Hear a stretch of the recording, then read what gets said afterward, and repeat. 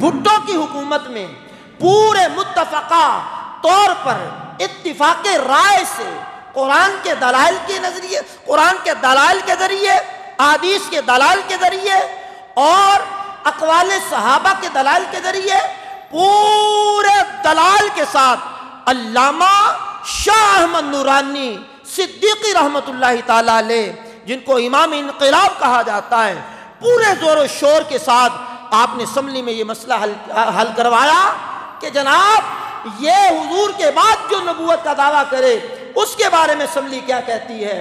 तो भुट्टो ने कहा ये मसला आप दारुल इफ्ता में हल करवाएं, ये मसला आप जाकर के जनाबे वाला मदारिस में हल करवाएं, ये मसला जाकर के आप दारुल उलूम में हल करवाएं, ये तो असम्बली का फ्लोर है। फरमाया भुट्टो साहब आपके साथ कोई और वज़ीर आज़म की कुर्सी लगा करके बैठ जाए, वो कहे वज़ीर आज़म मैं हूँ, तो आप उसे क्या कहेंगे? कहा वो तो पागल है। फरमाया फिर हुजूर के होते हुए कोई नबूवत का दावा करे तो वो भी पागल है, वो भी पागल है।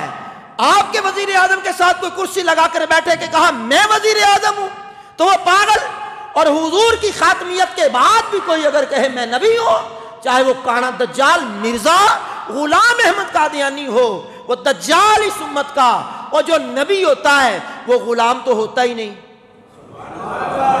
ऊंची बोलेंगे आप भाई? जो नबी होता है वो गुलाम नहीं होता। कमो बेश 1,24,000 पैगंबर आए, किसी के नाम के साथ भी गुलाम नहीं है।